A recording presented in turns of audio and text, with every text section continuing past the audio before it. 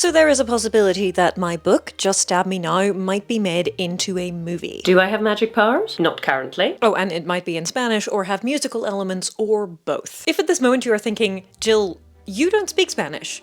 Why Spanish?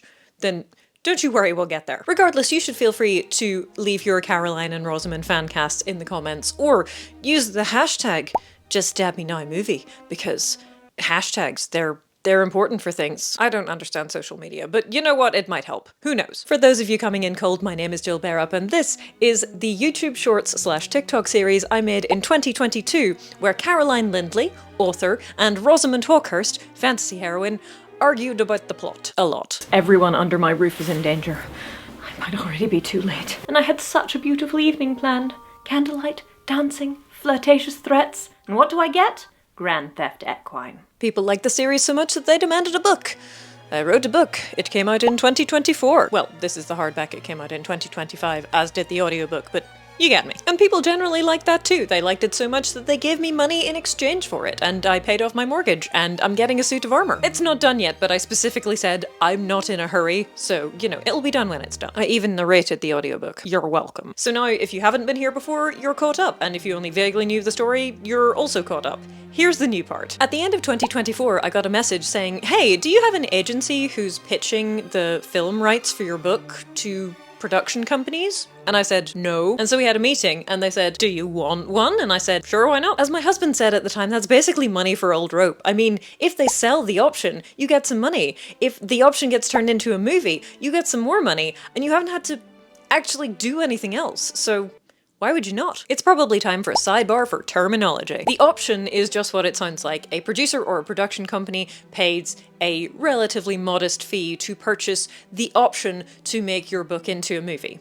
They have so many years to turn that book into a movie, to get financing for it, etc. Otherwise the rights come back to you.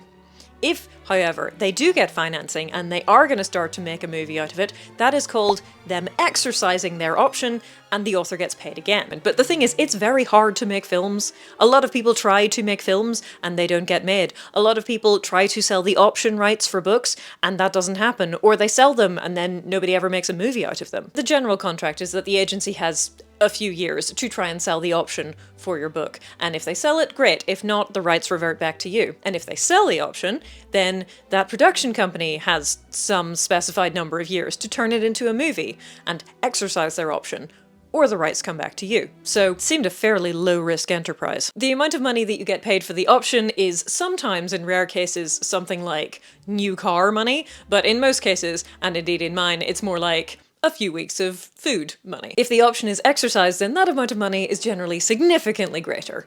It can be in the millions, but usually it's not. That being established, let us get back to our story. It's now the beginning of 2025. I've signed a contract with this agency who are gonna go and try and pitch my book to people who make films. This agency is based in Spain. That will be important in a moment. Full disclosure, I signed this contract fully expecting that zero things will happen.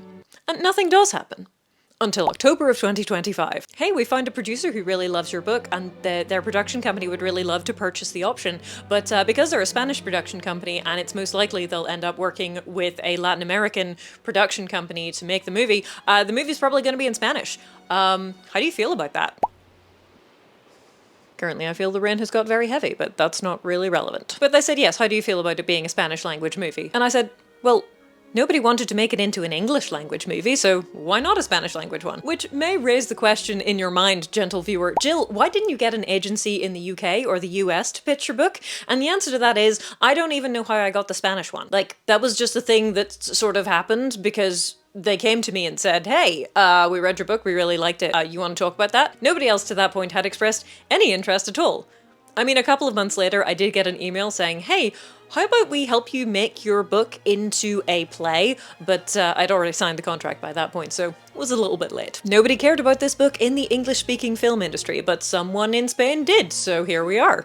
I mean, would I like a Just Stab Me Now movie in English? Sure, but if the choice is no movie or one in Spanish, of course I'm gonna pick Spanish. subtitles exist, I sign yet another contract, and I get my option fee. And with this option fee, we go out for pizza, and then I go to Aldi. So this Spanish production company has purchased the option to make Just Stab Me Now the movie or TV show or whatever they like really, but probably movie. But they can't do it on their own. They need to work with another production company. And so again, I'm expecting that nothing is actually going to happen. They're going to try, but nobody else is going to be interested, and so eventually the rights are just going to come back to me. You may think of this as pessimistic, but I like to think of it as not getting my hopes up unnecessarily. And nothing much happens for a bit until February 2026 when I get a call from a lady who is writing a screenplay from my book. Yep, that's weird. Good, but weird. And she says, I wanted to get your thoughts because I was thinking about making Caroline and Rosamund the same age and also making Rosamund a little bit older, so say early 40s. And obviously, because Caroline is now older than she is in the book, that's going to change some of the aspects of the story a little bit. It was made quite clear to me when I signed the agency contract that it's very hard to sell the option for a book, right? It might happen, but it's hard to get movies made. It's hard to get the option bought, and then it's hard to have that option exercised. And the more the author wants to come in and have their hands in it and have full creative control or even partial creative control or be in the writer's room or whatever, the harder it is to actually get things done. Because many authors think that they are better at movie making than they actually are. I, on the other hand, have no illusions about my ability to make movies. I can't. I know nothing. This is not even slightly my wheelhouse, okay? And since I have sold the option rights so that someone can make a movie from it, I'm kind of irrelevant, honestly. Just Stab Me Now the movie getting made or not is not going to largely be down to me. Might be down to you guys, which we'll also get to, but it's not going to be down to me. Whether or not the movie is good, also not going to be down to me. And also, there's still a voice in the back of my head saying, all of this could fall apart at any moment. So, like, don't get too emotionally invested in it, right? I mean, I'm perfectly happy to give my opinions on anything to do with the movie if asked, but it's not my baby. It's theirs. I mean, I would definitely tell them if they suggested something and I thought it was a horrible idea. I would definitely do that. I would say, I do not think that is a good idea. But if they say, for example, I want to make Caroline and Rosamund the same age and have that age be their early 40s rather than, you know, Rosamund being like 36 and Caroline being about 30. Sure, why not? I mean, it's not like that's incredibly integral to the plot as it stands, is it? The fact that Rosamund, the character, is significantly older than Caroline expects her to be is the joke. It doesn't really matter what age Caroline is, in my opinion. And also it means that you don't have to make one look younger than the other, so there is that too. Would it change Caroline's character? Yes, but would it change her essential nature or the arc of the plot in any significant way? I really don't think so. The other question I was asked was, how would you feel about having, you know, classic 80s and 90s numbers in the soundtrack for the movie? To which I said, yeah, that sounds amazing. Rights for songs are pretty expensive, so I don't know how feasible that is, but it was mooted as an option, and I think it's an amazing one, honestly. Which brings us to April, where I get another call, and one of the questions I am asked on this most recent call is, do you think your audience would cancel you if the film ended up being in Spanish, or if Caroline's in her 40s? And I said, you haven't met them, have you? But that is a sidebar. The main thrust of the conversation is, in fact, Jill, is there a way that we can involve your audience? Is there a way we can, you know, get them to hype up the idea of having a movie? Would they be enthusiastic about that? Would they be willing to talk about it before it even gets into pre-production so that we can go to people and say, look how many people are enthusiastic about this already and we're not even started yet? And I thought, well, I mean, listen, I'll do my best because it would be cool if this thing got made regardless of what language it's in, and I'm sure that a certain number of people would be very enthusiastic about it. But on the other hand, a very small percentage of my audience actually speak Spanish, so I don't know how important it is to have publicity generated by people who are just not in your target market. But then the person on the other end of the phone said, well, it doesn't have to be a Spanish language movie. We're looking for someone to work with, and if we can work with the UK or US based company, then there's no reason it couldn't be an English speaking movie. Which is when the question came, would they cancel you if it ended up being a Spanish movie or if Caroline was 43 or whatever? And I said, no, they wouldn't, unless I didn't tell them that in the first place. Right? And honestly, the only way to really know anything about you guys is to ask you. So that's what I'm doing. Especially because it occurs to me that most of you never comment and I don't really know who you are. And the reason that that's important is that during the demonetization saga, which you might recall from the Christmas before last, I discovered that I had not one, but two fans of my channel who work at Google.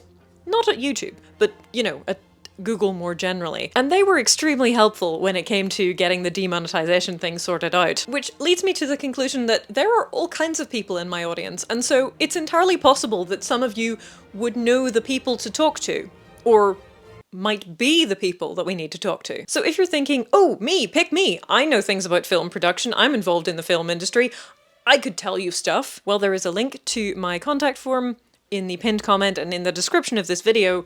Get in touch. Please, I would love to hear from you. However, I do also understand that the vast majority of you, like me, are not involved in the film production business and so are thinking, well, I cannot help with that, can I? That is okay, because for you, I have a different question. What actress is your dream casting for Caroline and Rosamund? Like, who do you have in mind when I say over 40 actress, maybe British, has a really expressive visage for all of those doubtful facial expressions and, you know, is funny? And can realistically portray two very different characters who just happen to look exactly alike. I would love to know your thoughts on this, and you can even put it on the social medias with the hashtag #JustStabMeNowMovie. Don't really know how hashtags work, and frankly, I don't think I'm alone in that, but you know, we can give it a go. See what happens. I mean, if your answer is Keira Knightley, for example, I don't think the production is going to be able to afford that, but hey, a girl can dream, right? After all, someone is writing a screenplay based on my book, which is in turn based on a dumb YouTube short series that I made. Honestly, I'm not sure that I'm not dreaming already.